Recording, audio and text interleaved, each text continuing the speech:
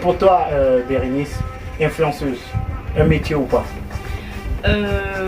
Pour le vent en poupe, désormais qu'à les réseaux sociaux et puis le web, effectivement, être influenceur ou influenceuse fait valoir un emploi. C'est un métier pour certains.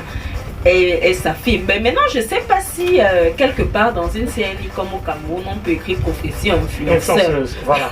Là, je sais. Est-ce que le métier est déjà encadré? C'est ça la véritable question en fait. Mais avec tout ce qui est des prouesses du nouveau monde actuel, oui, s'autoproclamer influenceur, ça fait gagner de l'argent, ça rapporte énormément. Et puis on les classe d'ailleurs par catégorie. Il y a des influenceurs web, des influenceurs de sport, des influenceurs de mode, des influenceurs lifestyle. Effectivement. Bref, il y a plusieurs catégories. Dans tous les domaines. Voilà, d'influenceurs. Donc, automobile, effectivement, technologie. Pour revenir à ce que disait Olivier tout à l'heure, il n'en demeure pas moins que en tant que Miss, qui du moins pour du 237, Samantha également pourrait être considérée comme une influenceuse parce que coûte que vaille, l'influence repose sur l'impact. Ça reflète ce que l'on peut transmettre ou alors ce que l'on peut faire valoir. En retour, on attend soit de la positivité, soit de la négativité. Ouais. Oui. Donc, quelque part, avec ce qu'elle a déjà montré, connaissant le titre et le palmarès qu'elle a, tout ce qu'elle pourrait dire ou ne pas dire joue en sa faveur comme en sa défaveur. Là, on est dans le cadre de la contextualisation, de la définition du mot influenceur. Oui. Donc, en réalité, dire que être influenceur fait valoir un emploi, bien c'est un métier. Oui, moi, je valide ce côté-là, en fait. Armel, être influenceur, métier ou pas? Métier. Moi, je valide directement l'avis de Bérénice. Moi, je considère... Pour moi, tout ce qui donne là, c'est un métier. Hein. Surtout sur le côté d'influenceur. Ouais. Même le porte-à-potier, c'est un métier, puisque ça donne de l'argent. Si on part dans ton sens de la définition de tout ce qui donne l'argent, c'est un métier. On va faire comment? C'est le monde qui est entre nous. Et tu sais aussi, vu qu'il y a les réseaux sociaux, tout ça, donc certaines personnes réussissent à... comment dire ça, à acquérir des bénéfices sur ça. Oui. Tels que le domaine des influenceurs, tout ça. Et j'aimerais aussi rappeler un truc. Être influenceur, ça ne veut pas seulement dire... même un footballeur peut être influenceur. C'est le fait juste de stimuler une certaine population, une certaine catégorie de personnes. Voilà, même les footballeurs sont des influenceurs, tout ça. Même cette Samantha là, c'est une influenceuse, seulement que... on peut dire, elle ignore seulement totalement, mais sinon c'est une influenceuse à la base. Quelque part, ça, on ne peut même pas dire que ça pourrait être. Elle l'est en fait. Elle est la preuve pour qu'elle puisse remporter les Miss Cameroun. De toute façon inattendue, ça a été par élection sur la toile. C'est la toile, elle a reçu le plus grand pourcentage. Oui, elle a eu le plus grand nombre de voix. Voilà pourquoi elle s'est retrouvée parmi les meilleures, sinon la Miss.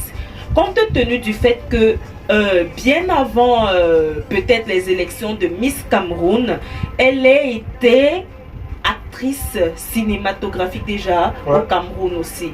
Elle a joué, je pense, dans Madame et Messieurs. Voilà. Donc, elle avait déjà ce palmarès-là. Elle connaissait le feu des projecteurs et tout. Elle avait déjà un certain nombre d'abonnés.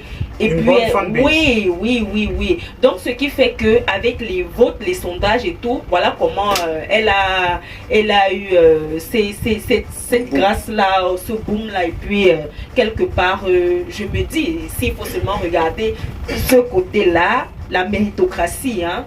Voilà comment elle a eu ce grand nombre de votes et puis elle est certainement devenue. Olivier, est-ce que derrière on s'en mêle pas un peu les pédales quand on veut appeler tout le monde influenceuse? Je vais prendre un exemple simple. La semaine dernière sur le fauteuil, on avait Frida Choco. L'émission est d'ailleurs en ligne depuis environ 9 minutes.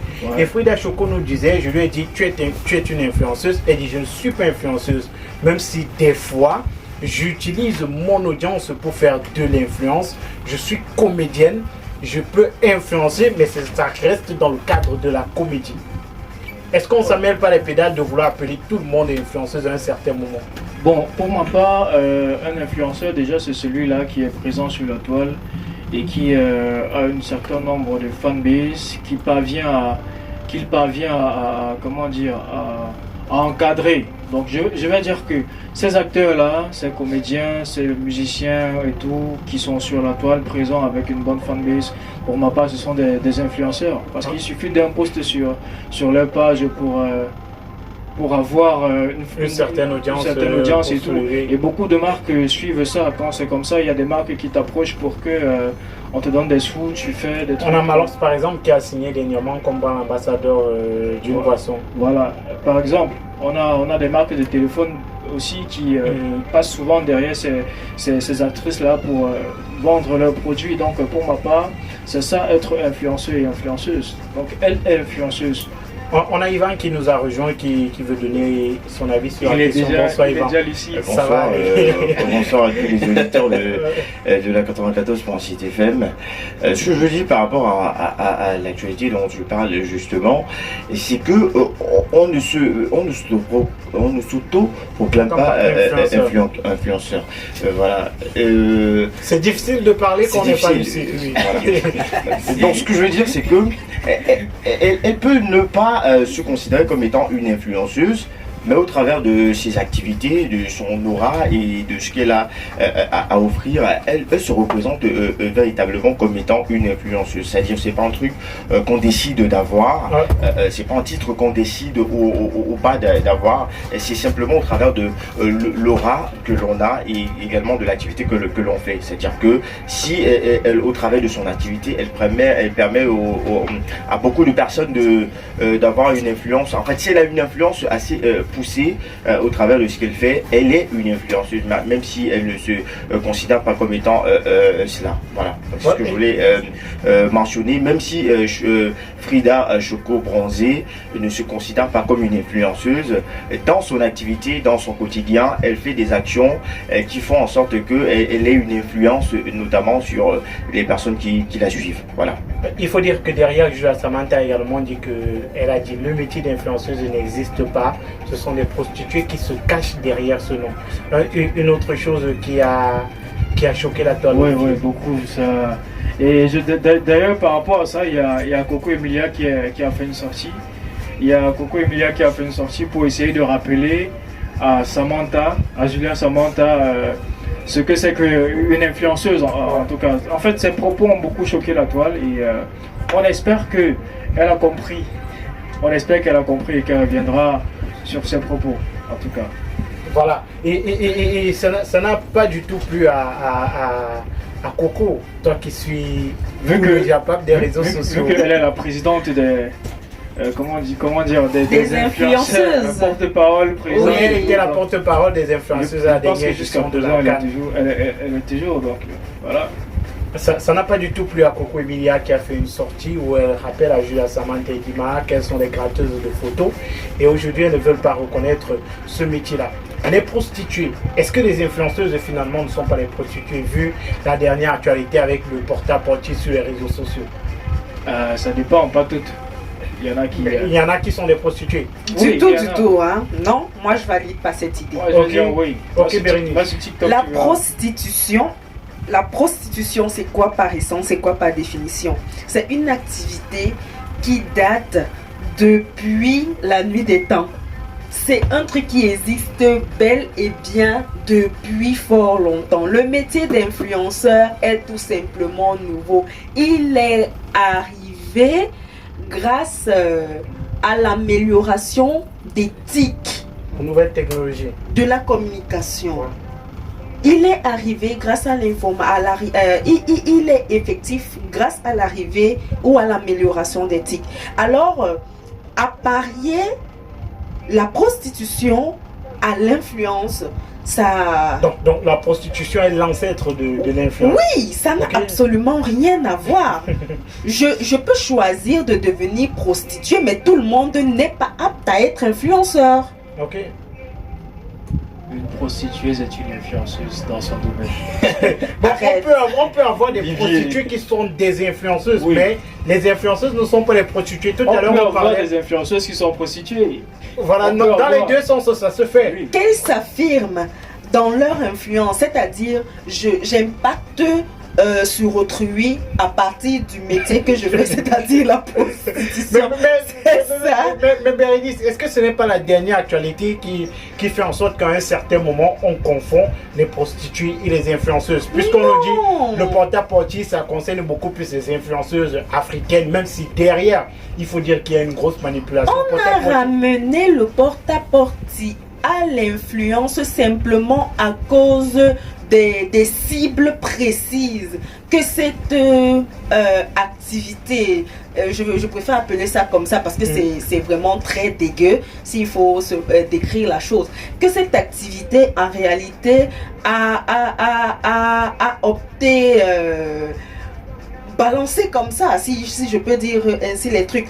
Tu ne peux pas me dire, Magic, que toi, en tant qu'être normal, tu choisisses de vouloir me prendre.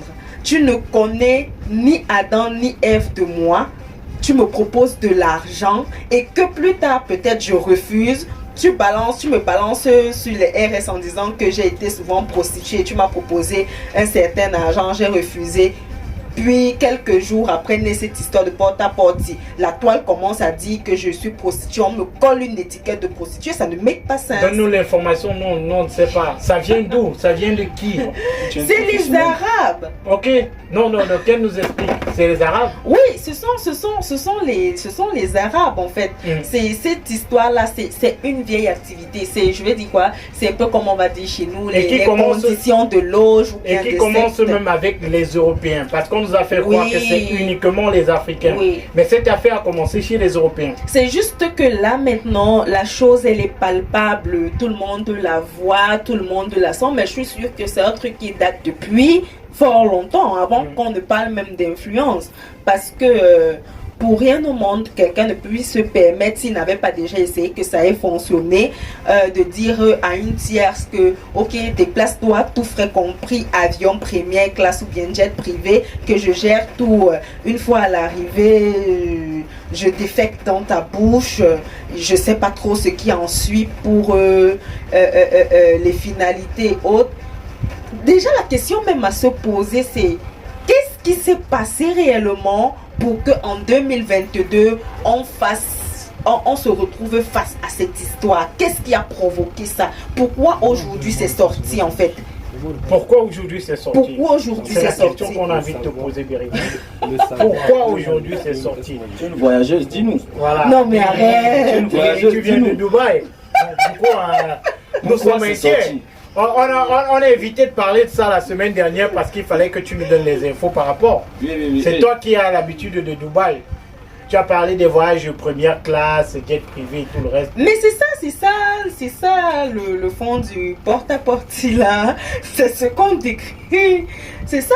C'est ça qui a fait pleurer car presque Eudoxie Yao sur... non, elle n'a pas pleuré sur Live TV, mais elle a dit qu'il y a une blogueuse française lesbienne, Leslie, si je réitère ses propos, et par la suite un blogueur américain qui n'ont pas eu un tamis dans la langue en lui parlant. Hein.